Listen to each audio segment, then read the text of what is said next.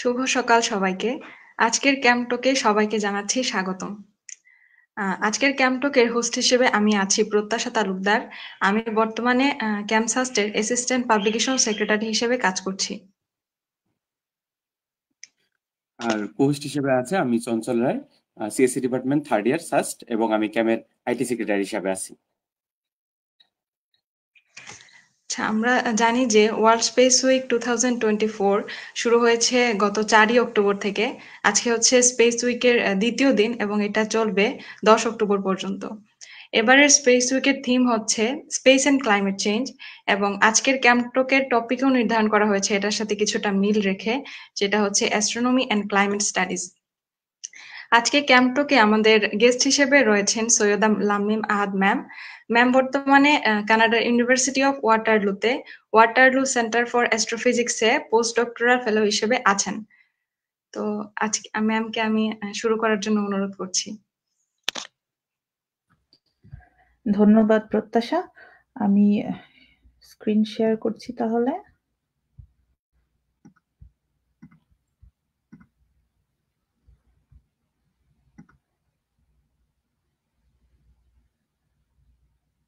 Okay.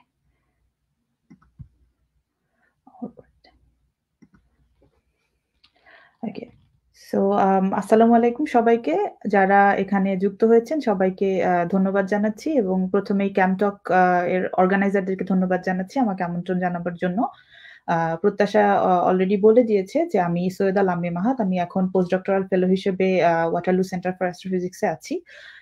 এর আগে আমি পিএইচডি করেছি অ্যাস্ট্রোফিজিক্সে নেদারল্যান্ডের লাইডেন ইউনিভার্সিটি থেকে। আমার গবেষণার বিষয় হচ্ছে আমাদের যে গ্যালাক্সি আছে, যে মিল্কি ওয়ে গ্যালাক্সিতে আমরা বাস করি, এই মিল্কি ওয়ে গ্যালাক্সি এবং আরো হাজার হাজার বা কোটি কোটি যে গ্যালাক্সি আছে ইউনিভার্সে, এই গ্যালাক্সিগুলো কিভাবে হচ্ছে এরা তৈরি হয়, কিভাবে এরা বিবর্তিত হয় এবং কিভাবে এরা বদলে যায় সেই বিষয় নিয়ে। তো সেই বিষয়ের সাথে আসলে আজকের যেই টক, এটার বিষয়ের সামঞ্জস্য খুবই কম। কিন্তু একই সাথে আবার বলতে গেলে, যেহেতু এটা হচ্ছে about the intersection of astronomy and climate studies, so একেবারে সরাসরি সম্পর্ক না থাকলেও অনেকভাবেই আমরা আসলে জ্যোতির্বিজ্ঞানের গবেষণায় আমরা যেসব টেকনিক্স বা টুল ইউজ করি সেগুলোকে অনেকভাবেই কাজে লাগাতে পারি। তো আশা করি আমি আজকে টকের শেষ পর্যায়ে গিয়ে এই ব্যাপারে আপনাদেরকে কিছুটা ধারণা দিতে পারবো। তো শুরুতেই হচ্ছে একটা আউটলাইন দিয়ে দিচ্ছি। তো টকের প্রথমেই হচ্ছে অলরেডি প্রত্যাশা বলেছে যে এখন ওয়ার্ল্ড স্পেস উইক চলছে, এবং আমাদের 2024 সালের ওয়ার্ল্ড স্পেস উইকের থিমটা কি, তারপরে আমি একটু আবার মনে করিয়ে দেব। এবং আমার যে মেইন যেই প্রেজেন্টেশনটা থাকবে সেখানে হচ্ছে 3টা ধাপ থাকবে। তো প্রথম ধাপে হচ্ছে আমরা দেখব যে স্পেস বেসড অবজারভেশন দিয়ে আমরা আসলে কিভাবে ক্লাইমেট চেঞ্জ মনিটর করতে পারি, বা ইন জেনারেল আমরা ক্লাইমেট মনিটরিং কিভাবে করে থাকি তার কিছু উদাহরণ। তারপরে আমার সেকেন্ড ধাপে আমরা দেখব যে আসলে আমরা অ্যাস্ট্রোনমিতে আসলে আমরা যখন স্টাডি করি, অ্যাস্ট্রোনমি তো it's a study of everything outside of the earth. আমরা অ্যাস্ট্রোনমিতে আমাদের পৃথিবীর দিকে তাকাই না, আমরা পৃথিবী থেকে পৃথিবীর বাইরের দিকে তাকাই বা মহাকাশের দিকে তাকাই। তো আমরা মহাকাশের দিকে তাকিয়ে পৃথিবী ছাড়া অন্যান্য সব যে গ্রহগুলো আছে সৌরজগতের ভিতরকার বা বাইরের, সেই গ্রহগুলোকে আমরা যখন স্টাডি করি সেখান থেকে আমরা আসলে কি জানতে পারি, বিশেষ করে সেখান থেকে আমরা ক্লাইমেট এবং আমাদের পৃথিবীর মতো গ্রহের উপস্থিতি বা এটার কি বলবো যে এই ধরনের পৃথিবীর মতো গ্রহ আসলে কত আছে, এই ব্যাপারে আমরা আসলে কি জানতে পারি সেই ব্যাপারে একটা ছোট্ট ধারণা দেব। এবং তারপরে সবশেষে গিয়ে হচ্ছে যে আমরা জ্যোতির্বিজ্ঞানে যেই সকল টেকনিক দিয়ে আমরা হচ্ছে গবেষণা করি, যে ধরনের ইমেজিং বলি বা এরকম, তো ওই সেম টুল গুলো বা টেকনিক গুলো আমরা কিভাবে ক্লাইমেট স্টাডিতে আসলে এপ্লাই করি, বা অলরেডি যেগুলো করা হচ্ছে সেগুলো নিয়ে খুব ছোট্ট ধারণা দেব। তো প্রত্যেকটা বিষয় নিয়ে আসলে অনেক কিছু বলা যায়। প্রত্যেকটা বিষয়ে বিভিন্ন বড় বড় লেকচারের তৈরি করার মতো বিষয়। তো আমার মূল উদ্দেশ্য হচ্ছে আজকের টকে যে এই প্রত্যেকটা বিষয় নিয়ে এটলিস্ট একটা ইন্ট্রোডাক্টরি ধারণা দেওয়া, যাতে সবার মনে কিছুটা হলেও আগ্রহ তৈরি হয়, এবং এট দ্য সেম টাইম যে এই বিষয়গুলি, যে আমরা যদি স্পেস টেকনোলজি চিন্তা করি, ক্লাইমেট স্টাডিজ চিন্তা করি, বা ইভেন জ্যোতির্বিজ্ঞানের মৌলিক গবেষণার কথা চিন্তা করি, আপাতভাবে এই বিষয়গুলোকে আমরা একটার সাথে একটা কানেক্টেড হয়তো সবসময় বুঝতে পারি না, কিন্তু আসলে এগুলির সাথে যে কানেকশন আছে এবং একটা সেক্টরের জ্ঞান এবং টেকনিককে আমরা আসলে বিভিন্ন সেক্টরে ব্যবহার করতে পারি, সেই ব্যাপারে একটা আমি ধারণা দিতে চাই। তো শুরুতেই হচ্ছে যে অক্টোবরের ৪ তারিখ থেকে ১০ তারিখ পর্যন্ত আসলে প্রতি বছর এটা একটা ইয়ারলি একটা ইভেন্ট যে ওয়ার্ল্ড স্পেস উইক। এটা ১৯৯৯ সাল থেকে হচ্ছে ইউনাইটেড নেশনস বা জাতিসংঘের যে সাধারণ যে অ্যাসেম্বলি হয় সেই অ্যাসেম্বলিতে হচ্ছে এটা ডিক্লেয়ার করা হয় এবং ১৯৯৯ সাল থেকে প্রতি বছরই সারা পৃথিবীতে বিভিন্ন দেশে ওয়ার্ল্ড স্পেস উইকের ব্যাপারে বিভিন্ন আয়োজন করা হয়। তো ওয়ার্ল্ড স্পেস উইকটা ডিক্লেয়ার করার পেছনে মূল উদ্দেশ্যটা কি ছিল? জাতিসংঘের যেই পরিষদ এই কাজটা করেছেন, তাদের মূল উদ্দেশ্য ছিল যে আমরা স্পেস সায়েন্স এবং টেকনোলজি দিয়ে আমরা যে ধরনের অর্জন করেছি, যে ধরনের অ্যাচিভমেন্টস হয়েছে এবং স্পেস টেকনোলজি আসলে মানব জাতির কল্যাণে কতভাবে কাজে এসেছে সেই জিনিসটাকে হাইলাইট করা এবং সেই জিনিসটাকে অ্যাকনলেজ করা এবং একই সাথে আমরা যখন পৃথিবীর বিভিন্ন দেশে বিভিন্ন লোকালাইজড সায়েন্স টেকনোলজি বলি বা যেকোনো ধরনের কাজের কথা বলি, উম সেই কাজগুলোর চাইতে আমরা যখন স্পেস বেসড কোনো টেকনোলজি ডেভেলপ করতে চাই যে একটা টেলিস্কোপ আমরা লঞ্চ করব বা একটা আম একটা প্রোব পাঠাবো কোথাও বাইরের কোনো গ্রহে। তো এই টাইপের প্রজেক্টগুলি এগুলি এত বড় যে এগুলোর জন্য আমাদের যেমন হচ্ছে পৃথিবীর বিভিন্ন দেশ থেকে অর্থ এবং সম্পদের একটা কোলাবোরেশন দরকার। একই সাথে পৃথিবীর বিভিন্ন দেশের বিভিন্ন বিষয়ের যারা এক্সপার্টস আছেন তাদেরকে মিলে একসাথে হয়ে আমাদেরকে এই কাজগুলো করতে হয়। সো স্পেস সায়েন্স এবং টেকনোলজি আসলে আমাদের ইন্টারন্যাশনাল কোঅপারেশন এবং ওয়ার্কিং টুগেদার এর জন্য একটা খুব ভালো ক্ষেত্র তৈরি করে দিতে পারে। তো স্পেস উইক উদযাপন করার উদ্দেশ্য এটাও যে আমরা যাতে বিশ্বের বিভিন্ন দেশের মধ্যে বিজ্ঞান এবং তথ্য প্রযুক্তি এই ধরনের কাজের কোলাবোরেশনটাকে প্রমোট করতে পারি। At the same time obviously আমরা যখন আমাদের পৃথিবীতে আ কি বলবো সভ্যতার অগ্রগতি নিয়ে আমরা যখন কথা বলি তখন কিন্তু বিজ্ঞান এবং প্রযুক্তির অগ্রগতিটাই সবসময় এখানে অনেক গুরুত্বপূর্ণ ভূমিকা পালন করে এসছে এবং স্পেস উইকের তাই আরেকটা খুবই একটা মৌলিক পারপাস এর মধ্যে একটা পড়ে যে আগামী যে তরুণ প্রজন্ম আছে, যারা নতুন প্রজন্ম আছে বা ছোটরা যারা আছে স্কুল কলেজে পড়ছে, তারা যাতে বিজ্ঞান এবং প্রযুক্তির যে STEM ফিল্ড আমরা যেটা বলি science, technology, engineering and mathematics এই বিষয়গুলোতে তারা যেন আগ্রহী হয় এবং এই বিষয়গুলোতে তারা যেন কাজ করার ক্ষেত্র বুঝতে পারে। তো সেটা একটা উদ্দেশ্য এবং আরেকটা খুবই ইন্টারেস্টিং উদ্দেশ্য হচ্ছে raising awareness about space issues. তো আ প্রশ্ন আসতে পারে যে স্পেস ইস্যুস বলতে কি বুঝি? তো স্পেস হচ্ছে যেহেতু একটা সায়েন্স এবং টেকনোলজির একটা টুল, স্পেস টেকনোলজির পুরো অংশটাই বা একটা ক্ষেত্র। এই যেকোনো ক্ষেত্রকেই তো আসলে যেমন মানুষের উপকারে কাজে লাগানো যায়, তেমন একইভাবে মানুষের ক্ষতির জন্যও কাজে লাগানো যায়। তো পৃথিবীর বিভিন্ন দেশ যখন বিভিন্নভাবে স্পেসের বিভিন্ন টুল বা টেকনোলজিতে অনেক দিকে অগ্রসর হচ্ছে, তারা তাদের এই আ ক্যাপাসিটিটা যেন মানুষের ক্ষতির জন্য ব্যবহার করতে না পারে, সেজন্য আসলে কিন্তু আমাদের ইন্টারন্যাশনাল পলিসি প্রয়োজন এবং একই সাথে বিভিন্ন দেশের মানুষের এ ব্যাপারে জানতে হবে যে তাদের এই ইস্যুস গুলো অন্যান্য দেশের স্পেস টেকনোলজি দিয়ে তাদের কি ধরনের ক্ষতির আশঙ্কা আছে এবং সেটা কিভাবে মিটিগেট করা যায়। তো এট আ রিয়ালি লাইক পলিসি লেভেল এবং ইন্টারন্যাশনাল ইস্যুস লেভেল এই জিনিসগুলো সম্পর্কেও আসলে জানতে হবে।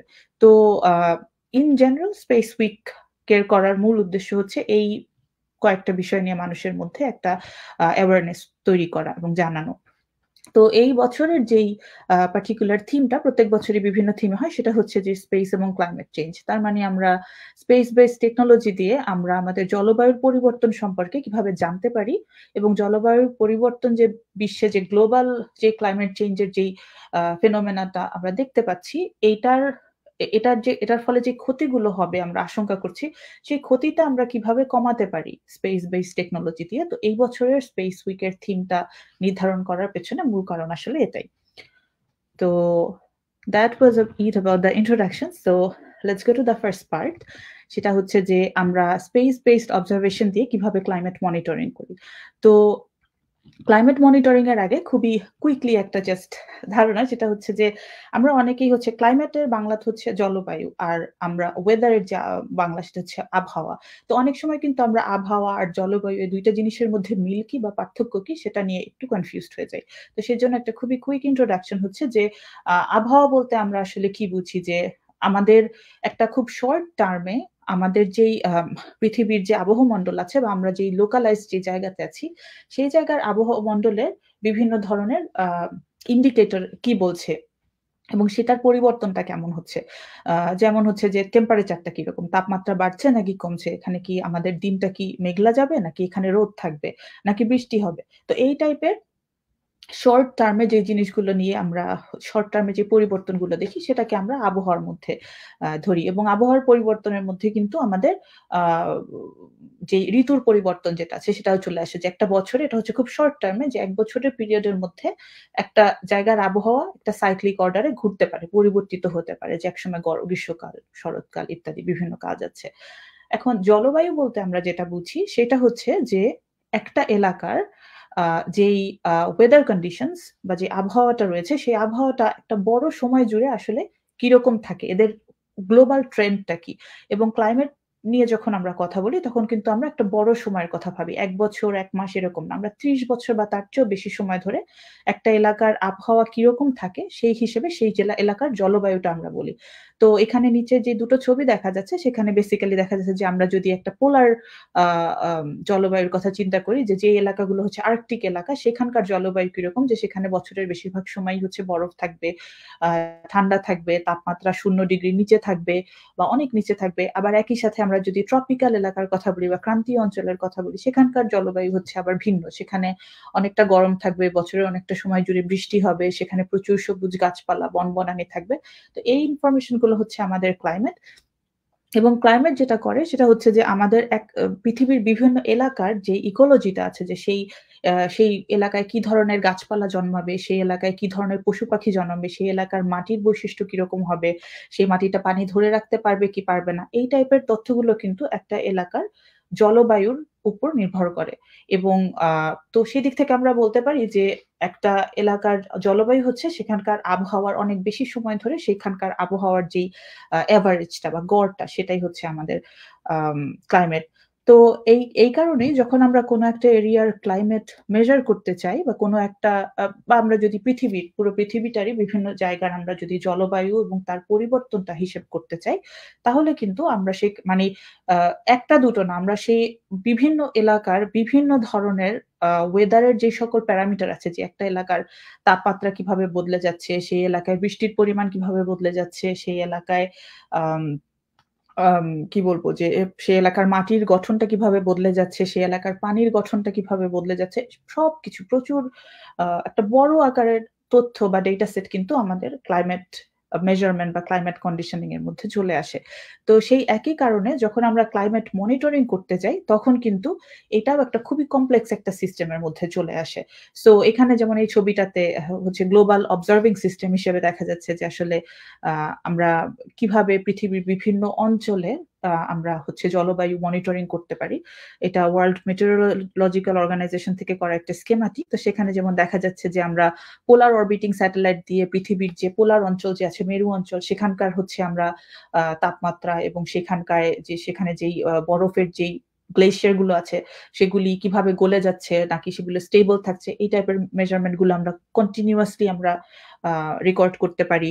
একই সাথে জিওস্টেশনারি স্যাটেলাইট দিয়ে পৃথিবীর বিভিন্ন এলাকার হচ্ছে তোমার কি বলব যে ভেজিটেশন যে সেই এলাকার যেই উপর থেকে তাকালে সেই এলাকার ছবিটা কেমন দেখা যাচ্ছে। সেখানে কি গাছপালা দেখা যাচ্ছে নাকি সেখানে মরুভূমি আছে নাকি পানি আছে এই টাইপের ইনফরমেশন গুলো আমরা কালেক্ট করি। একই সাথে আম আ স্যাটেলাইট থেকে আমরা যেটা করতে পারি যে মেঘের গঠন বা পৃথিবীর বিভিন্ন জায়গায় মেঘ কোথায় তৈরি হচ্ছে, মেঘটা কোথায় চলে যাচ্ছে, ঝড় বাদল কিভাবে তৈরি হচ্ছে, এই সব ইনফরমেশন গুলি কিন্তু স্পেস বেসড ইমেজিং এবং অন্যান্য ধরনের টেকনোলজি দিয়ে আমরা তৈরি করি। একই সাথে সমুদ্রে হচ্ছে আম আম যে ডেটা বয়ে থাকে সেখান থেকে হচ্ছে আমরা পানির লেভেল তারপরে হচ্ছে পানির আম কি বলবো সেখানের পানির যেই কেমিক্যাল কম্পোজিশন, টেম্পারেচার এইসব কিছু হচ্ছে আমরা মেজার করি। ওয়েদার বেলুন থেকে করি এবং একই সাথে এই তথ্যগুলি এখান থেকে সব জায়গা থেকে যেমন কালেক্ট করতে হবে, একই সাথে সেই তথ্যগুলো খুবই কুইকলি বা খুবই instantaneously in a way আমাদের বিভিন্ন পৃথিবীর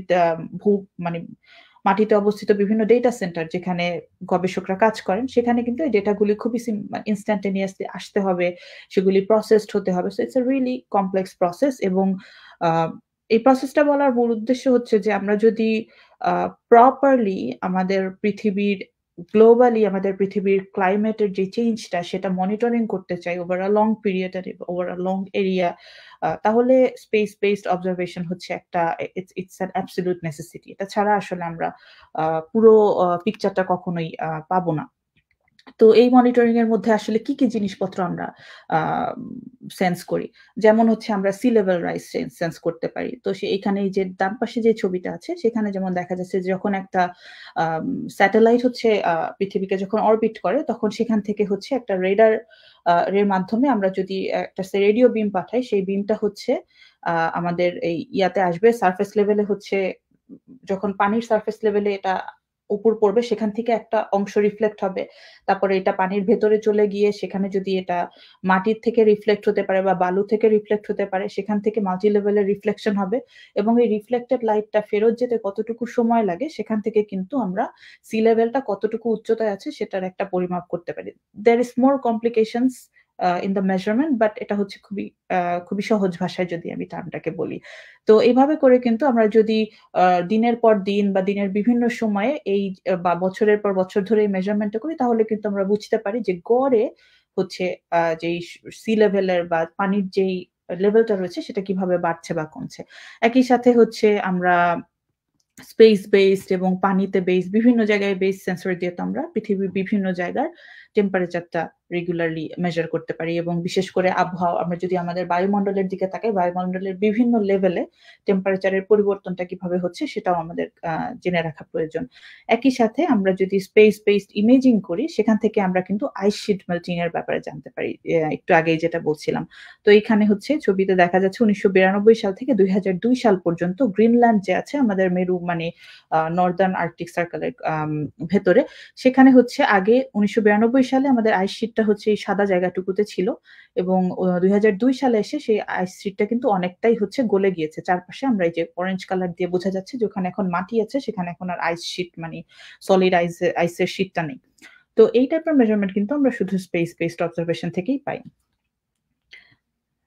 একই সাথে হচ্ছে আরো কিছু আমরা ইন্ডিকেটর যেগুলো আমরা স্পেস বেসড অবজারভেশন থেকে পাই। এক হচ্ছে গ্রিন হাউস গ্যাসের কনসেন্ট্রেশন, যেটা বলেছিলাম যে আমাদের বায়ুমণ্ডলের বিভিন্ন লেভেলে আমরা টেম্পারেচার সেন্সর দিয়ে যেমন টেম্পারেচারের ব্যাপারে জানতে পারি এবং বিভিন্ন মণ্ডলের বাতাসের ভেতরে আসলে কোন কোন মলিকিউলস রয়েছে সেটার যদি আমি কেমিক্যাল কম্পোজিশন করতে পারি, তাহলে আমি জানতে পারবো যে বায়ুমণ্ডলের বিভিন্ন স্তরে গ্রিন হাউস যে গ্যাসগুলো কি করে, যে পৃথিবী থেকে যেই তাপটা বাইরে চলে যেত আলোর সাথে, সেই তাপটাকে সে ধরে রাখে, ফলে পৃথিবীর তাপমাত্রা আস্তে আস্তে বাড়তে থাকে। এখানে এই প্রসেসটা দেখানো হচ্ছে যে সূর্য থেকে আসা আলোটা বের হয়ে যেত, কিন্তু গ্রিন হাউস গ্যাস থাকার কারণে সেই আলোর অনেকটা অংশই এটা ধরে রাখছে, ফলে পৃথিবীর টেম্পারেচারটা সময়ের সাথে সাথে বাড়ছে। তো এই মেজারমেন্ট গুলো কিন্তু আমরা স্পেস থেকে করতে পারি। এবং সি অ্যাসিডিফিকেশন, যে সমুদ্রের পানিতে অ্যাসিডের পরিমাণ কিরকম আছে, তো এটার হচ্ছে এটা থেকে যেটা হয় যে সমুদ্রের তাপমাত্রা বেড়ে যায়, সমুদ্রের পিএইচ লেভেল বেড়ে যায়। তো সমুদ্রের পানি যদি অ্যাসিডিক হয়ে যায়, তাহলে যেটা হবে যে সমুদ্রের ভিতরে যেই কোরাল রিফটা রয়েছে, বিভিন্ন কোরাল রয়েছে এবং মাছ এবং অন্যান্য প্রাণী রয়েছে, এরা কিন্তু আর বাঁচতে পারবে না। এবং যখন আমরা অলরেডি এই সিগনেচার গুলি দেখি এবং স্পেস বেসড ইমেজিং দিয়ে আমরা খুব বড় এলাকায় এই প্রভাবগুলো খুব ভালোভাবে মনিটরিং করতে পারি। তো that was about like আমরা স্পেস থেকে আসলে কি কি জিনিসপত্র মনিটরিং করতে পারি। But now coming to the astronomy part of the talk, যে এখানে লিখেছি যে আমি exoplanets and our Earth. So exoplanet বলতে আমরা কি বুঝি, সেটা হচ্ছে যে আমাদের সৌরজগতের বাইরে মহাবিশ্বে অন্যান্য যে কোনো তারার সিস্টেমে, যে আমাদের তো সৌরজগতের সব গ্রহ কি করছে, সূর্যের চারপাশে ঘুরছে। তো সূর্যের বদলে আমাদের মিল্কি ওয়ে গ্যালাক্সিতে বা অন্যান্য যেকোনো জায়গায় মহাবিশ্বে, সেখানে অন্যান্য তারার পাশে যেসব গ্রহগুলো আছে তাদেরকে আমরা সমষ্টিগতভাবে এক্সোপ্ল্যানেটস বা বহির্গ্রহ বলে থাকি। তো exoplanets study is a very new field in astronomy. বিশেষ করে আমরা যদি ধরি যে জ্যোতির্বিজ্ঞান in itself এটা খুবই প্রাচীন একটা শাখা বিজ্ঞানের। হাজার হাজার বছরের ইতিহাস আছে আমাদের মানব সভ্যতার, যে বিভিন্ন জায়গায় আমরা আকাশের দিকে তাকিয়েছি, আমরা আকাশের বিভিন্ন ধরনের অবজেক্টকে বোঝার চেষ্টা করেছি, তাদের গতি বোঝার চেষ্টা করেছি। কিন্তু সৌরজগতের বাইরে যে আসলে গ্রহ থাকতে পারে, এই ধারণাটা আমাদের গত 100 বছরের মধ্যে আসলেও আমরা কিন্তু প্রথম যেই বহির্গ্রহটা সেটা কিন্তু আবিষ্কার হয় মাত্র প্রায় 30 বছর বা তার কিছুদিন আগে, মানে হচ্ছে 90 এর দশকের আশেপাশে দিয়ে। তো এই 30 বছরের মধ্যেই যে ফিল্ডটা মাত্র শুরু হয়েছিল, সেখানে কিন্তু এখন ট্রেমেন্ডাস লেভেলের অগ্রগতি হয়েছে এবং পৃথিবীর বিভিন্ন দেশের যেই স্পেস বেসড অবজারভেশনের রয়েছে, যেমন নাসা এবং ইউরোপিয়ান স্পেস এজেন্সি এজেন্সি, ইসা, এরকম বিভিন্ন স্পেস এজেন্সি থেকে একেবারে ফোকাসড মিশন তৈরি করা হয়েছে, যারা শুধুমাত্রই বিভিন্ন তারার আশেপাশে হচ্ছে গ্রহ আছে কিনা সেটা খুঁজে বেড়াচ্ছে এবং সেগুলোকে রেকর্ড করে যাচ্ছে। তো এটার একটা প্রাইমারি একটা মিশন এভাবে বলা যায় যে অবভিয়াসলি একটা হচ্ছে যে কিউরিওসিটি, যে আসলে মহাবিশ্বে কি ধরনের গ্রহ আছে? আমাদের সৌরজগতে যত গ্রহ আছে, মহাবিশ্বের সব গ্রহ কি একই রকম নাকি এই গ্রহগুলো ভিন্ন রকম? আর সবচাইতে বড় প্রশ্ন সেটা হচ্ছে যে আমাদের পৃথিবীর মতো গ্রহ কি আরো আছে কিনা? এবং সেই গ্রহ কি আসলে প্রাণ থাকা সম্ভব কিনা? তো just to give an idea, এখন পর্যন্ত গত ৩০ বছরের বেশি সময় এক্সোপ্ল্যানেটস ফিল্ডে ৫,৬০০ রও বেশি বহির্গ্রহ আবিষ্কার করা হয়েছে। মানে আমরা দেখতে পেরেছি, ডিটেক্ট করতে পেরেছি এবং কনফার্ম করতে পেরেছি যে এগুলো বহির্গ্রহ। আম এবং এই ৫,৬০০ র বেশি যে এক্সোপ্ল্যানেট রয়েছে এগুলো কিন্তু বিভিন্ন মানে ৪,০০০ এরও বেশি প্ল্যানেটারি সিস্টেমের মধ্যে রয়েছে। তার মানে এরা ৪,০০০ এরও বেশি ভিন্ন, ভিন্ন তারার চারপাশে ঘুরছে আমাদের সূর্যের মতো। তো দিস ইজ হিউজ। তো এই ছবিটাতে জাস্ট হচ্ছে একটা গ্লিম্পস দেয়া যে কত ধরনের আমরা ডাইভার্স এক্সোপ্ল্যানেট দেখতে পাই। তো এখানে এই যে খুব বড় একটা দেখা যাচ্ছে, এটাও কিন্তু একটা এক্সোপ্ল্যানেট, একটা গ্যাস জায়ান্ট, যেটা হচ্ছে আমাদের যে জুপিটার, বৃহস্পতি, নেপচুন, ইউরেনাস এই ধরনের গ্রহগুলোর মতো গ্যাস জায়ান্ট। আবার এখানেও নানা ধরনের রকি প্ল্যানেটসও দেখা যাচ্ছে, যে পাথুরে গ্রহ আমাদের পৃথিবী, মঙ্গল বা হচ্ছে শুক্র গ্রহ, এরকম গ্রহগুলোর মতো। আবার একই সাথে আমরা আমরা আসলে যখন বাইরে ডিটেক্ট করতে যাই তখন একটা সমস্যা হচ্ছে আমরা কিন্তু বেশিরভাগ গ্রহই ডিটেক্ট করি যেগুলো আ অনেক বড় এবং গ্যাস জায়ান্ট টাইপের। এটার মেইন কারণ হচ্ছে যে গ্রহগুলো তো আসলে একটা যেই তারার চারপাশে ঘোরে সেই তারাগুলো তো খুবই ব্রাইট হয়। তো খুব ব্রাইট তারার প্রেক্ষিতে একটা ছোট্ট গ্রহ আসলে ওই আমরা যেটা করি যে ওই তারার যে আলোটা, সেই আলোটা তার চারপাশে একটা গ্রহ ঘুরতে থাকলে কিভাবে বদলে যায়, সেটা থেকে হিসেব করে আমরা কিন্তু ওখানে গ্রহ আছে কিনা সেটা মেজার করি। তো আমি ওই ডিটেইলস এ এখন যাচ্ছি না। বাট জাস্ট টু সে যে এটা খুবই আ সফিস্টিকেটেড একটা প্রসেস এবং ওই কারণে যেটা হয় যে একটা গ্রহের আকার যদি একটা নির্দিষ্ট আকারের চেয়ে কম হয়, মানে খুবই ছোট হয়, তাহলে আমরা বেশিরভাগ ক্ষেত্রেই এই আ তারার ব্যাকগ্রাউন্ডে গ্রহটাকে ডিটেক্ট করতে পারি না। তবে ডেফিনিটলি টেকনোলজি বা টেকনিক হচ্ছে আগের থেকে আগাচ্ছে। এখন আমরা আগের থেকে ছোট সাইজের গ্রহ কিভাবে আবিষ্কার করতে পারবো, সেই নিয়ে গবেষণা হচ্ছে। But that's like the topic of another day. তো মেইন ব্যাপার হচ্ছে যে আমরা যখন যেটা বলেছি যে এত ধরনের আমরা গ্রহ দেখছি এবং আমরা আ আমাদের প্রাইমারি যে একটা অবজারভেশন সেটা হচ্ছে এই যে আমরা ৫,৬০০ র বেশি গ্রহ দেখেছি, এটাই কিন্তু বেশিরভাগই আমাদের সৌরজগতের কোনো গ্রহের সাথে মেলে না। তো আমরা কিন্তু ওদের নামকরণটা করি খুবই অদ্ভুতভাবে যে হ্যাঁ, this is like um super Earth, অথবা এটা হচ্ছে uh I don't know like dense Jupiter বা জুপিটার যেটা তারার কাছে আছে। কারণ আমরা হচ্ছে যে গ্রহগুলোকে চিনি, এই গ্রহগুলোর সাথে কোন দিক দিয়ে আমরা মিলাতে পারি, সেই মিল রেখে হচ্ছে আমরা নামকরণ করি। যেটা ইউরেনাসের মতো কিন্তু আসলে অনেক বড়, বা এটা জুপিটারের মতো কিন্তু ছোট। এই টাইপের করে আমরা হচ্ছে নামকরণ করি অনেক সময়। যে টাইপটা আমরা বলি। কিন্তু তারপরও there are like many planets যেগুলির টাইপটা আমাদের চেনা কোনো গ্রহের কাছাকাছি ধরনের মধ্য দিয়েও পড়ে না। তো আমরা যখন particularly আমরা যখন পৃথিবীর মতো গ্রহ খুঁজতে চাই, তখন আমরা আসলে কোন ক্রাইটেরিয়া দিয়ে এই গ্রহগুলো খুঁজে থাকি। তো ১ম যে একেবারে প্রাইমারি যে ক্রাইটেরিয়া সেটা হচ্ছে ওই গ্রহটা হ্যাবিটেবল জোন এর মধ্যে আছে কিনা। তো হ্যাবিটেবল জোনকে গোল্ডিলক্স রিজন ও বলা হয়। তো এটার মেইন ইয়েটা হচ্ছে যে একটা গ্রহ যেই তারাটার চারপাশে ঘুরছে, সেই তারাটা থেকে গ্রহটা কতটুকু দূরে আছে এইটা পৃথিবীর মতো হওয়ার জন্য খুবই ইম্পোর্টেন্ট। কারণ একটা গ্রহ যদি সূর্য যদি আমি এভাবে ধরি যে এটা হচ্ছে আমাদের পৃথিবী। পৃথিবী যদি সূর্যের আরেকটু কাছে হতো, তাহলে সূর্য থেকে আসা তাপের কারণে পৃথিবীর তাপমাত্রা এতটাই বেশি হয়ে যেত যে সেখানে আসলে আমাদের চেনা জানা যেই লাইফ ফর্ম গুলো আছে এগুলোর বেশিরভাগই থাকতে পারত না। এবং তাতে দেখা যেত যে আইস ক্যাপ, পোলার রিজন এ যে আইস ক্যাপ আছে সেগুলি গলে যেত এবং সেটার কারণে হচ্ছে পানির লেভেল অনেক বেড়ে যেত। সেখানে মাটি পানির উপরে থাকতো না। লাইক অনেক বেশি ডিফারেন্ট একটা এনভায়রনমেন্ট থাকতো। আবার যদি পৃথিবী সূর্য থেকে একটু দূরে থাকতো, তাহলে পৃথিবীর যে গড় তাপমাত্রা বাৎসরিক, সেই তাপমাত্রাটা কমে যেত। তাহলে পৃথিবীর প্রায় পুরো অঞ্চলই হচ্ছে বরফ হয়ে যেত এবং সেখানে এগেইন সেখানে লিকুইড ওয়াটার থাকতো না। সেখানে আমরা প্রাণের বিবর্তনটা বা প্রাণের প্রাণের উৎপত্তি এবং বিকাশের জন্য যেই ধরনের পরিবেশ প্রয়োজন সেটা আমরা পেতাম না। তো এই কারণে হচ্ছে বলা হয় যে একটা তারা থেকে যেই দূরত্বে থাকলে একটা গ্রহের তাপমাত্রা সেখানে তরল পানি থাকার মতো হবে, সেই এলাকাটাকে আমরা হ্যাবিটেবল জোন বলব। যেমন এখানে হচ্ছে আমরা যেই সবুজ একটা রিং এর মতো এলাকা দেখছি যে একটা তারা থেকে একটা এই ডিসট্যান্স রেঞ্জে যদি একটা গ্রহ থাকে তাহলে সেখানে তরল পানি থাকা সম্ভব। তার মানে সেখানে আমরা জীবনের যেই সংজ্ঞাটা জানি আমাদের পৃথিবীতে, এই সংজ্ঞায় যেই জীবন সেগুলির উৎপত্তি হওয়া সম্ভব। তার চেয়ে কাছে থাকলেও হবে না, তার চেয়ে দূরে থাকলেও হবে না। So this is like the primary criteria. কিন্তু শুধু পানি থাকলেই তো হবে না। আরো অনেক কিছু থাকতে হবে। তো তার মধ্যে কয়েকটা ইম্পোর্টেন্ট ক্রাইটেরিয়া আমি বলছি। যেমন এটা হচ্ছে আমাদের সৌরজগতের গ্রহগুলোর আকারের একটা somewhat একটা comparative ছবি যে বুধ, শুক্র, মঙ্গল, তারপরে পৃথিবী। তো বাকি সব ৩ টা যে আমাদের রকি প্ল্যানেট আছে, পাথুরে গ্রহ আছে, তার থেকে কিন্তু পৃথিবী বেশ বড় বা পৃথিবী সবচেয়ে বড় এর মধ্যে। কিন্তু একই সাথে আমরা যদি এই যে আ সৌরজগতের বাইরের দিকের গ্রহগুলোর দিকে তাকাই যে জুপিটার, স্যাটার্ন এটসেট্রা, এগুলো কিন্তু গ্যাস জায়ান্টস, এগুলি অনেক বড়। তো আমাদের পৃথিবীর মতো যদি একটা গ্রহ হতে হয় তো এটার আকার এবং ভর আমাদের পৃথিবীর কাছাকাছি লেভেলে থাকতে হবে। কারণ তা না হলে তো এটা আসলে পৃথিবীর মতো হবে না। যদি অনেক বড় হয় তাহলে আ সেইটার মানে গ্যাস জায়ান্ট হওয়ার সম্ভাবনা অনেক বেশি। সেটা পাথুরে গ্রহ হিসেবে হয়তো থাকতে পারবে না। এবং অ্যানাদার থিং ইস যে এটা রকি সারফেস থাকতে হবে। যে আমাদের পৃথিবীতে যে আ পৃথিবীর যে আমাদের পৃষ্ঠটা এটা হচ্ছে সিলিকন বেসড পাথুরে একটা পৃষ্ঠ।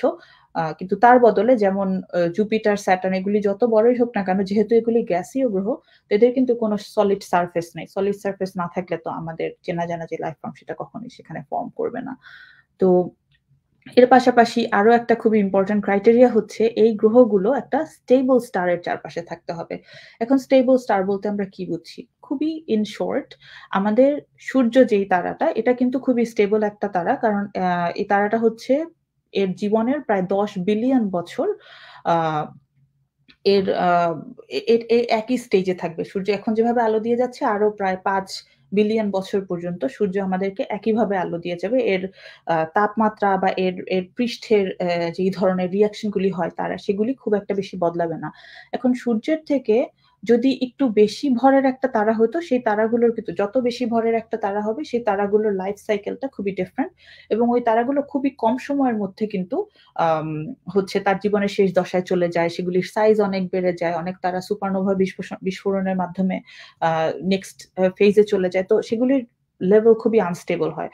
তো আমরা আমাদের সৌরজগতের কথা যদি চিন্তা করি, আমাদের পৃথিবী এবং সৌরজগতের বয়স প্রায় আ ৪.৬ আ বিলিয়ন বছর। তো এই সময়ের মধ্যে কিন্তু হচ্ছে আ এখানে নানা ধরনের পরিবর্তন হয়েছে। আমাদের পৃথিবী যখন তৈরি হয়েছে, আ তখন আম পৃথিবীর পৃষ্ঠটা এখনকার মতো এত স্টেবল এবং এত কাল্ম ছিল না। এখানে কনস্ট্যান্টলি হচ্ছে এরকম অনেক হাই টেম্পারেচার ছিল। ১ম এ পানিও তেমন বেশি ছিল না। কারণ হাই টেম্পারেচার এর কারণে সব পানি বাষ্পীভূত হয়ে গেছে। তারপরে সময়ের সাথে, সাথে আস্তে, আস্তে পুরো সিস্টেমটা স্টেবল হয়েছে।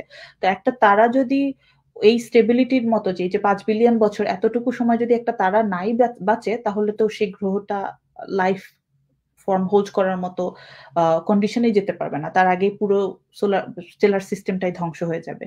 তারপরে আরেকটা জিনিস হচ্ছে যে আমাদের পৃথিবীর যে ম্যাগনেটিক ফিল্ডটা এটা খুবই ইম্পোর্টেন্ট এবং এটা কোথা থেকে আসে যে আমাদের পৃথিবীর উপরের পৃষ্ঠটা সলিড হলেও আমাদের পৃথিবীর কোরটা কিন্তু খুবই হট এবং সেখানে হচ্ছে এতই উচ্চ তাপমাত্রায় সেখানে হচ্ছে গলিত আ লোহা এবং অন্যান্য মেটাল রয়েছে।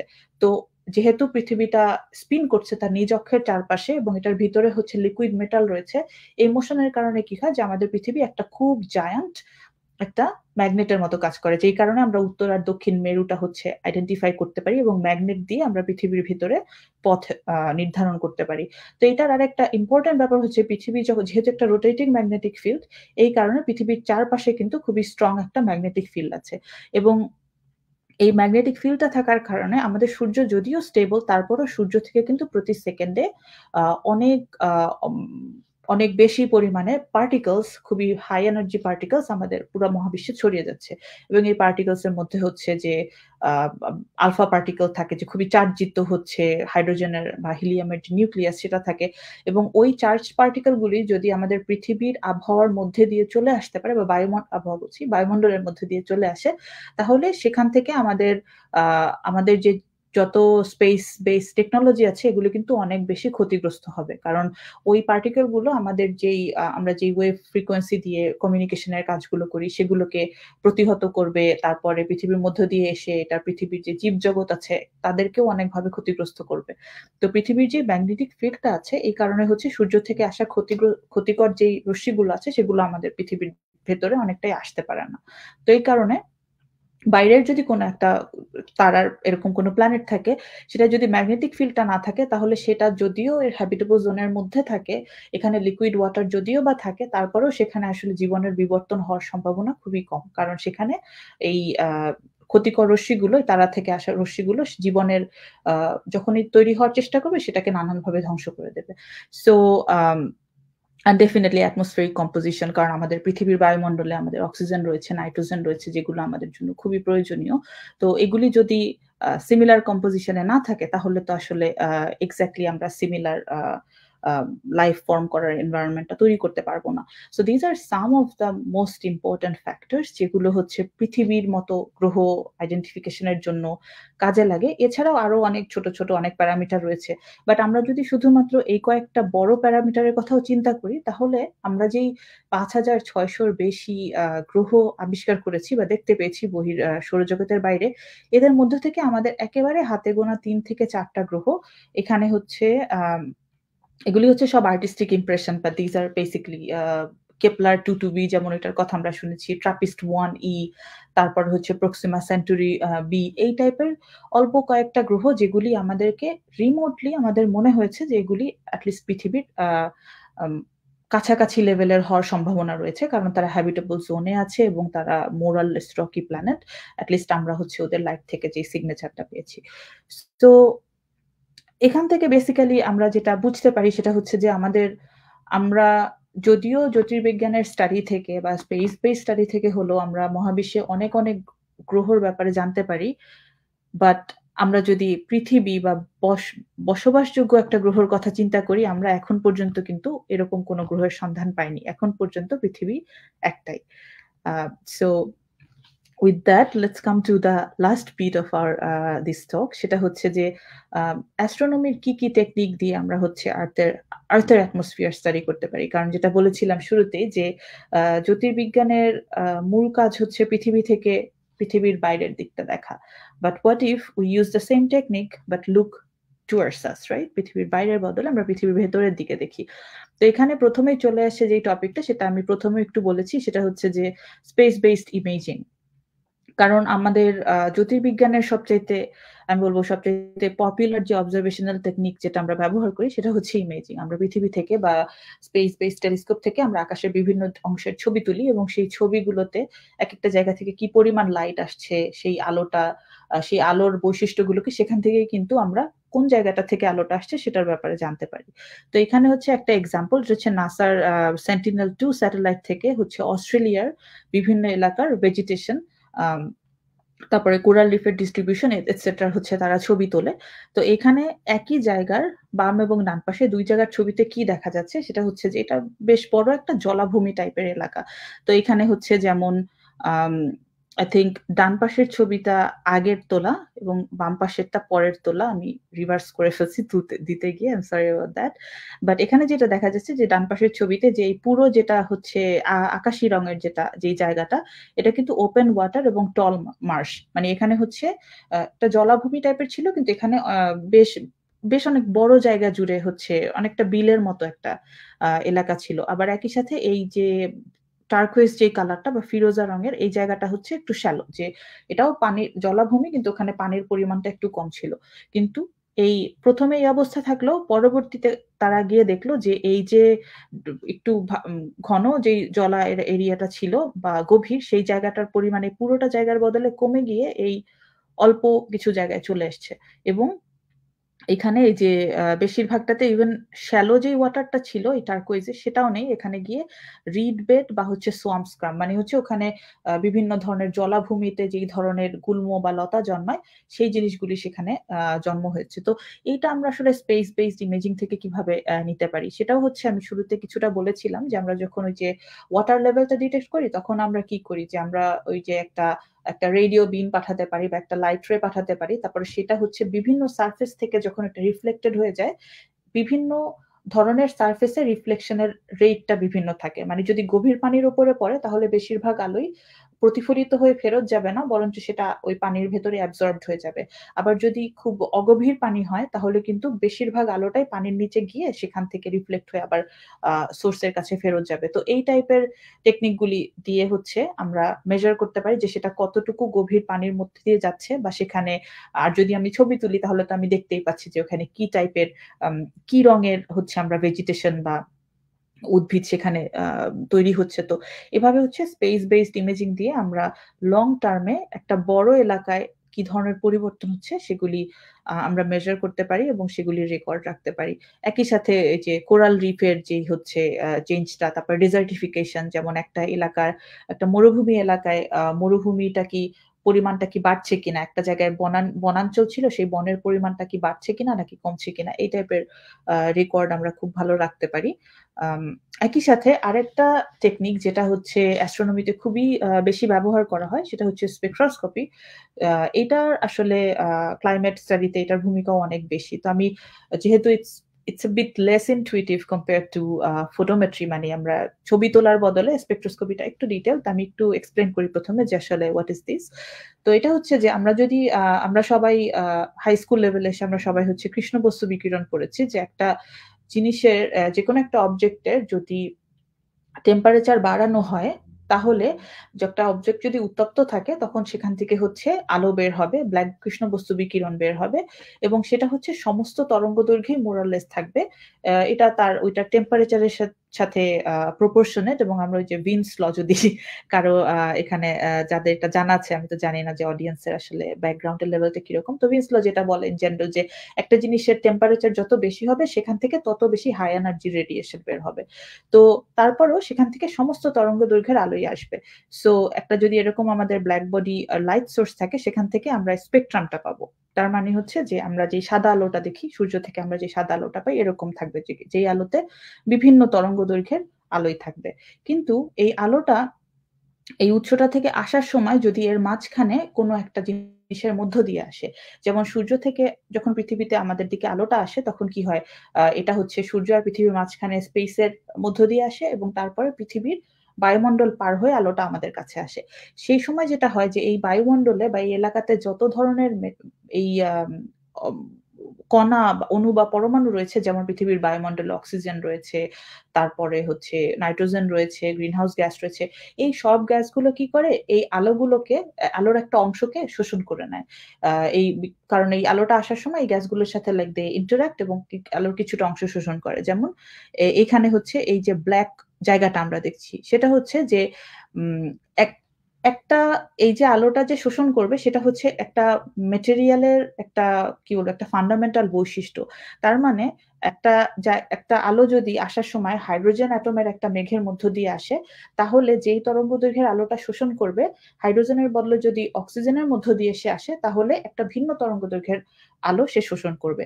সো আমরা যদি একটা উৎস থেকে মানে সূর্য থেকে আসা আলো পৃথিবী থেকেও যদি আমরা দেখি যে বিভিন্ন তরঙ্গদৈর্ঘ্যে আমরা কি পরিমাণে আলো পাচ্ছি তাহলে আমরা দেখতে পাই যে বিভিন্ন তরঙ্গদৈর্ঘ্য হচ্ছে আলোটা বারবার শোষণ করা হয়েছে এবং কোন তরঙ্গদৈর্ঘ্যে আলোটা শোষিত হয়েছে এবং আলোটা আমি পাচ্ছি না সেখান থেকে আমরা বুঝতে পারি যে কোন কোন পদার্থের ক্লাউডের মধ্য দিয়ে এই আলোটা আমাদের কাছে এসছে। So this is in very simple term এটা হচ্ছে স্পেকট্রোস্কোপি। তো এই জিনিসটা বেসিক্যালি যেটা করে যে আমরা যদি কোনো একটা উৎস থেকে আসা আলোকে স্টাডি করি এবং সেখানে কোন কোন তরঙ্গদৈর্ঘ্যের আলোটা আমি পাচ্ছি না সেটা জানতে পারি সেখান থেকে কিন্তু আমরা ওই আলোটা আসার পথে কোন এনভায়রনমেন্টের মধ্যে দিয়ে এসছে সেখানকার কেমিক্যাল স্ট্রাকচার সম্পর্কে আমরা জানতে পারি। সো এই ছবিটা I hope it will like show that a little easier. তো এটা হচ্ছে যে স্পেকট্রোস্কোপি, যেমন আমরা এক্সোপ্ল্যানেট যখন স্টাডি করি তখন আমরা স্পেকট্রোস্কোপিটা কিভাবে ব্যবহার করি। যেমন আমরা যদি ধরে নিই যে অনেক দূরে একটা তারা আছে, সেই তারার চারপাশে একটা গ্রহ ঘুরছে। সো এই তারা থেকে যেই আলোটা আমাদের দিকে আসছে সেই আলোটা হচ্ছে আমি যদি ইলেক্ট্রোম্যাগনেটিক স্পেকট্রামের কথা ভাবি, যে বিভিন্ন তরঙ্গদৈর্ঘ্যে সেই তারাটা থেকে আমাদের কাছে আলো আসছে। কিন্তু ওই আলোটা আসার পথে যখন একটা গ্রহের মধ্য দিয়ে আসবে, তখন সেই আলোটা কি করবে? এই গ্রহের যে বায়ুমণ্ডল আছে সেই বায়ুমণ্ডলের ভেতর দিয়েও কিন্তু ভেদ করে আমাদের কাছে আসবে।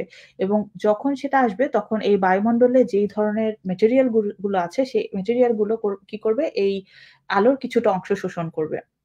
সো এটা হচ্ছে খুবই স্কেমাটিক একটা ছবি, বাট এটা বেসিক্যালি যেটা বলছে যে আমি যদি আ নিয়ার ইনফ্রারেড বা এবং মিড ইনফ্রারেড ওয়েভলেংথে আমরা যদি হচ্ছে এই গ্রহ থেকে আসা আলোটাকে স্টাডি করি, তাহলে আমি দেখতে পাবো যে এরকম বিভিন্ন জায়গায় আলোটা এরকম ফ্ল্যাট থাকার কথা যদি এখানে কোনো গ্রহ না থাকতো। কিন্তু যেহেতু গ্রহের মধ্য দিয়ে আসছে এবং গ্রহের বায়ুমণ্ডলের মধ্য দিয়ে আসছে, আমরা এখানে বিভিন্ন ধরনের আলোর ডিস্ট্রিবিউশন আমরা হচ্ছে এরকম ডিপিং দেখতে পাবো।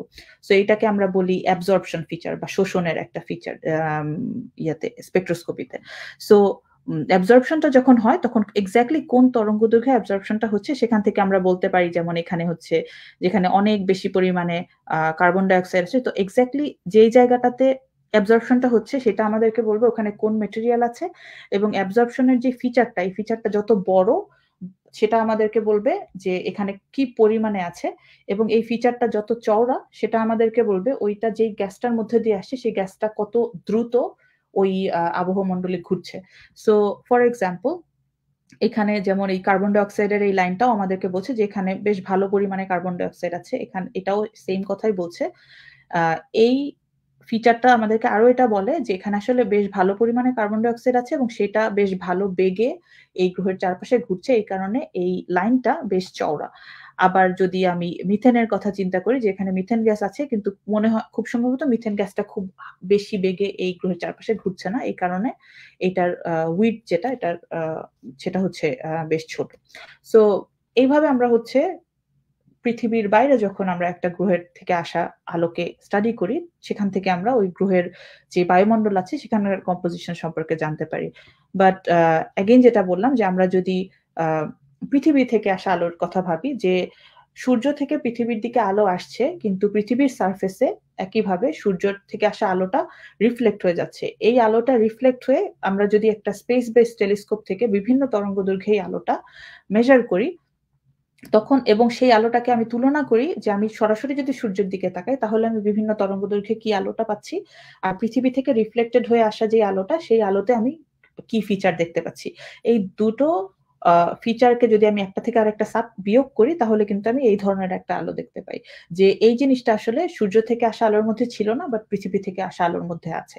এবং সেখান থেকে আমরা দেখতে পাই যে পৃথিবীর যে বায়ুমণ্ডলে আমরা অক্সিজেন, পানি, কার্বন ডাই অক্সাইড ইত্যাদি বিভিন্ন গ্যাসের কি পরিমাণে আছে।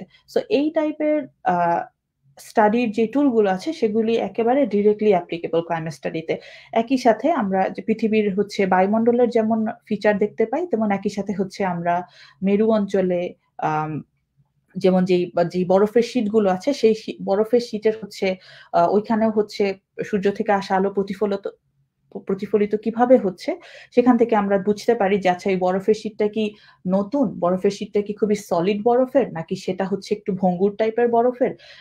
তার মানে ওই বরফের শীটটা কি খুব দ্রুতই গলে যাবে আগামী ১০-১২ বছরে, নাকি ওটা অনেকদিন পরে গলবে? এই টাইপের নানান ধরনের ইনফরমেশন কিন্তু আমরা স্পেকট্রোস্কোপি টুলটা ব্যবহার করে আসলে পেতে পারি।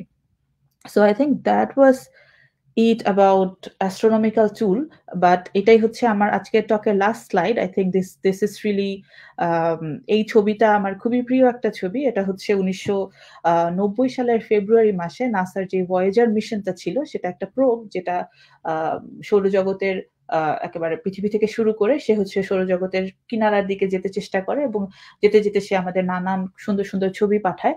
তো একেবারে যখন সে সৌরজগতের কিনারা পার হয়ে চলে যাচ্ছিল, তখন সেই সময়কার খুবই জনপ্রিয় একজন আম জ্যোতির্বিদ ছিলেন কার্ল স্যাগান।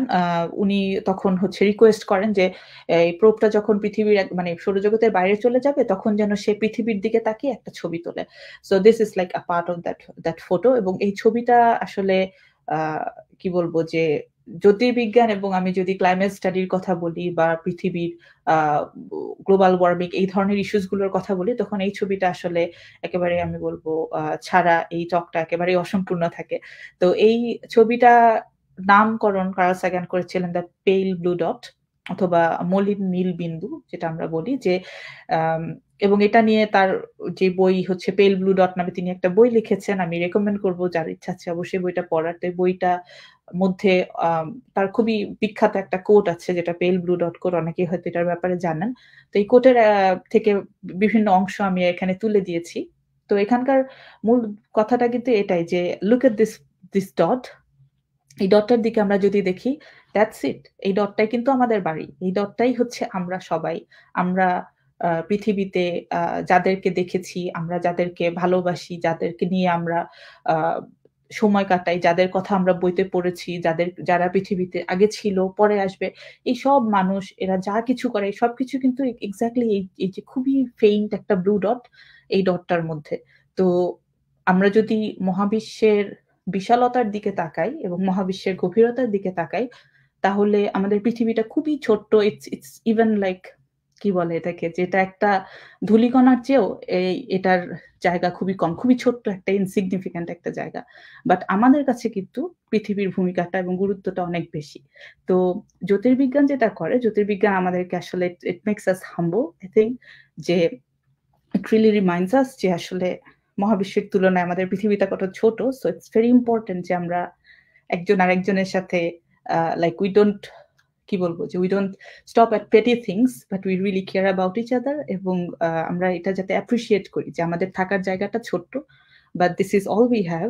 সো আমরা যখন ক্লাইমেট কথা ভাববো বা ওয়েদারের কথা ভাববো, it's not really just about the earth, it's more about us. যে আমরা যখন ক্লাইমেট চেঞ্জ নিয়ে ভাবছি, তখন আমরা আসলে আমাদের পৃথিবীর সাথে আমরা আমাদের নিজেদের এবং আমাদের ভবিষ্যৎকে নিয়েও ভাবছি। And I hope it makes us like kinder to each other and makes us preserve and cherish what we have. So yeah, with that, I think that's all I have to say. Thank you so much for your attention. কারো যদি প্রশ্ন থাকে তাহলে এখন করতে পারেন।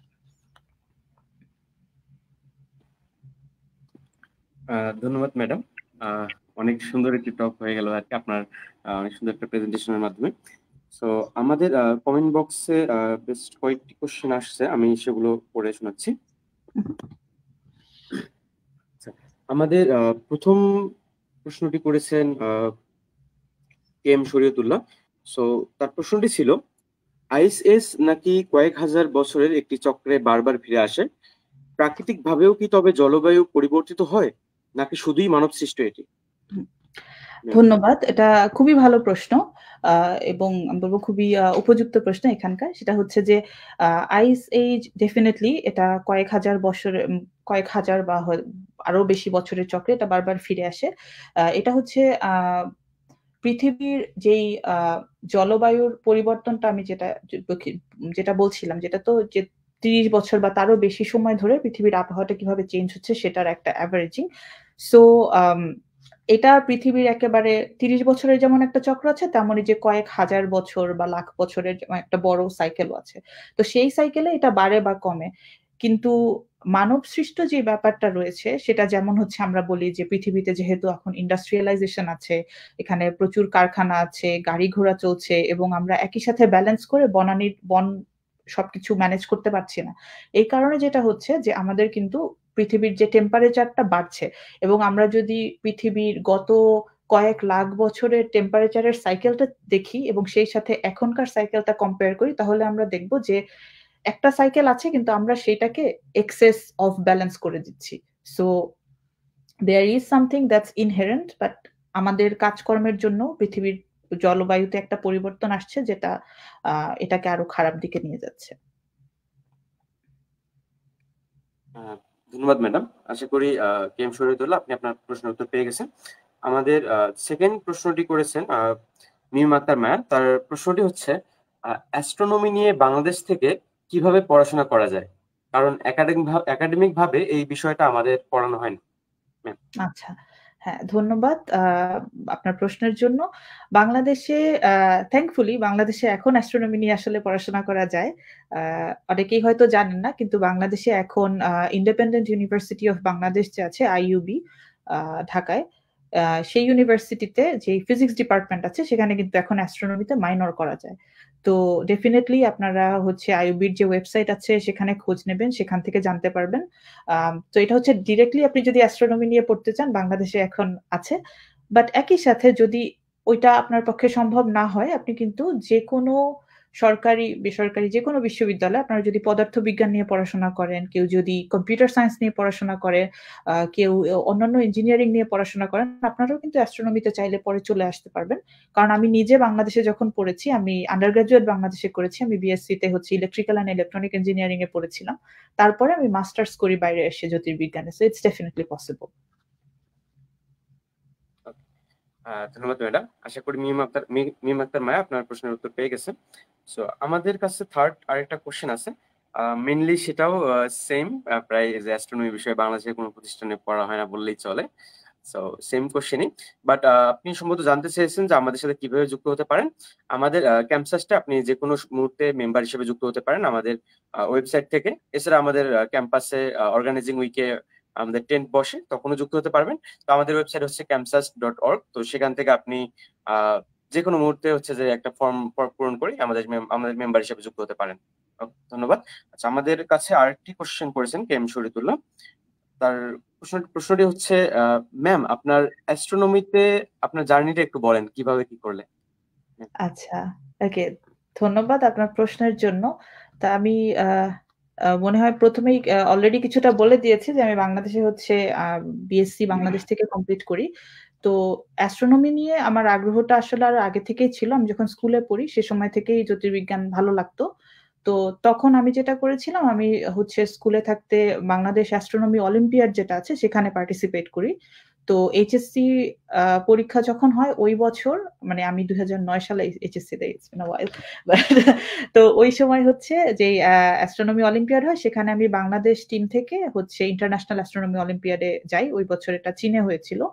তো সেখানে গিয়ে বেসিক্যালি যখন আমি দেখি যে পৃথিবীর বিভিন্ন দেশে আসলে আমাদের বয়সীরা জ্যোতির্বিজ্ঞানটাকে কত ভালোভাবে প্র্যাকটিস করার সুযোগ পায় এবং কতভাবে হচ্ছে বিভিন্ন ধরনের টেকনিকস দিয়ে কাজগুলো করা যায়, তখন আমি আসলে একেবারে বেশি সিরিয়াস হই যে না, আমি জ্যোতির্বিজ্ঞান নিয়ে আসলে দেখব যে if I can study this. কিন্তু যেহেতু অলরেডি আরেকজন বলেই ফেলেছেন যে বাংলাদেশে আসলে পড়াশোনার সুযোগটা কম। তো বিএসসি লেভেলে সেটা করতে পারিনি। কিন্তু যখন আমি ইলেকট্রিক্যাল ইঞ্জিনিয়ারিং এ পড়েছি তখনও আমি যেটা করতাম যে অনলাইনে তো এখন আগের থেকেও বেশি সুযোগ আছে পড়াশোনা করার। কিন্তু ওই সময়ও ছিল। আমি যখন আন্ডারগ্রেড তখন অলরেডি Coursera, তারপর edX এই ধরনের বিভিন্ন ওয়েবসাইট ছিল। তো ওইখানে আমি অনলাইনে বিভিন্ন ধরনের কোর্স করি। জ্যোতির্বিজ্ঞানের আমি যত কোর্স পেয়েছি আই থিংক আমি সব কোর্স করে ফেলছি তখন। So that really helped me. তারপরে যখন আরেকটা জিনিস যেটা বলবো যে জ্যোতির্বিজ্ঞান নিয়ে যদি কেউ পড়তে চায়, এখন আমার মনে হয় অনেক ইউনিভার্সিটিতেই রিসার্চের টপিকটা আমরা আন্ডার গ্র্যাজুয়েট লেভেলে যে ফাইনাল ইয়ারে যে থিসিসটা করি, অনেক ইউনিভার্সিটিতে এই থিসিসের একটা সুযোগ আছে এবং এই থিসিসটাতে কিন্তু আপনারা চাইলে আ আ কিছুটা হলেও জ্যোতির্বিজ্ঞান রিলেটেড কোনো কিছু করতে পারেন। যেমন কেউ যদি কম্পিউটার সায়েন্স এ পড়াশোনা করে, আমি নিজেই আমার পরিচিত মানুষজন আছে যারা এমন হয়েছে যে মেশিন লার্নিং এর কোনো টেকনিক দিয়ে অ্যাস্ট্রোনমির একটা প্রবলেম সলভ করার সে চেষ্টা করেছে। সো এটা কিন্তু তার কম্পিউটার সায়েন্সের ব্যাকগ্রাউন্ডেও সাপোর্ট করলো, আবার একই সাথে তার হচ্ছে অ্যাস্ট্রোনমির একটা ব্যাকগ্রাউন্ডেও তাকে সাপোর্ট করলো। তো এইভাবে হচ্ছে যখন আপনাদের যেকোনো ধরনের গবেষণা করার সুযোগ থাকবে তখন হচ্ছে জ্যোতির্বিজ্ঞান রিলেটেড কিছু করার চেষ্টা করবেন এবং আ সো তারপরে যেটা হচ্ছে যে আমি বিএসসি পরীক্ষার পরে তারপরে যখন আমি বাইরে এপ্লাই করলাম, I really just applied for astronomy এবং আমার মনে হয় আমি যখন দেশে ছিলাম আমি প্রচুর আউটরিচ করেছি। এই যে এরকম যে সেশন হচ্ছে আপনারা অর্গানাইজ করেছেন, এরকম বিভিন্ন সেশন-টেশন অর্গানাইজ করতাম। তারপরে হচ্ছে তো এই সবকিছুর মাধ্যমে আমি যখন দেখাতে পেরেছি আমার অ্যাডমিশন কমিটিকে যে I'm really interested in astronomy, আমি এটা আসলেই পড়তে চাই and I have done a lot, তখন I think it's easy to convince people, like it's possible. Easy বলবো না, but it's possible. সো এরপরে এই মাস্টার্স এর পর থেকে তো আসলে যখন আমি মানে একাডেমিক অ্যাস্ট্রোনমিতে ঢুকে গিয়েছি তারপরে তো পিএইচডি বা পোস্ট ডক এটা হচ্ছে just next step. So that's a different journey.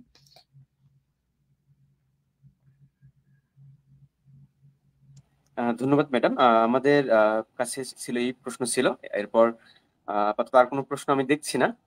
তো ঠিক আছে, ধন্যবাদ সবাইকে। প্রত্যাশা।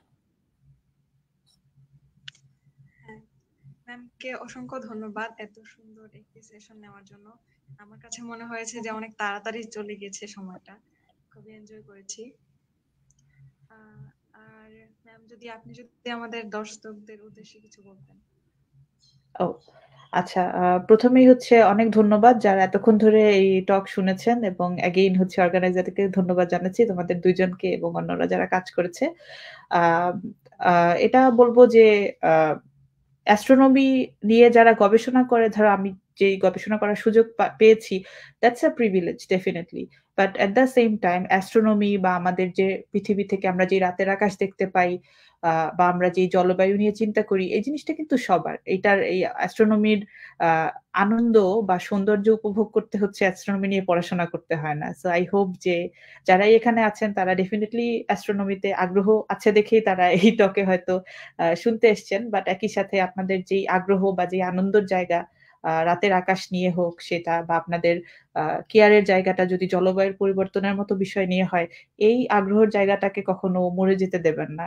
Preserve it and cherish it. And I hope যে আপনাদের এই যে ভালো লাগাটা এই বিষয়ে, এটা আপনারা অন্যান্য যাদের সাথে আপনাদের দেখা হবে আপনারা তাদের মধ্যেও ছড়িয়ে দেবেন। কারণ আ আমাদের পৃথিবীর মানে ক্লাইমেটের যে প্রিজার্ভেশন, এই জিনিসটা কিন্তু পৃথিবীটা যেমন আমাদের সবার, তেমন ক্লাইমেট প্রিজার্ভেশন এর দায়িত্বটাও আমাদের সবার। সো আই হোপ আ সবাই আমাদের যার জায়গা থেকে যা পারি তা করব। Thank you ma'am. এবং আমি ধন্যবাদ জানাতে চাই আমাদের দর্শকদেরকে এতক্ষণ ধরে আমাদের সেশনটি শোনার জন্য। আর আরেকটা জিনিস আমি মেনশন করতে চাই, যেহেতু স্পেস উইক ৪ তারিখে শুরু হয়েছে এবং ১০ তারিখে শেষ হবে, তো আমাদের ক্যাম্পাস থেকে আরো কিছু প্রোগ্রাম অ্যারেঞ্জ করা হবে, যেমন অনলাইনের স্টাডি সার্কেল বা প্রজেক্ট নিয়ে বিভিন্ন টকের আয়োজন করা হবে। তো সবার জন্য অনুরোধ থাকবে যেন আপনারা সেগুলোতে অংশগ্রহণ করেন। তো এখন তাহলে শেষ করে দিই। ধন্যবাদ সবাইকে এতক্ষণ ধরে শোনার জন্য।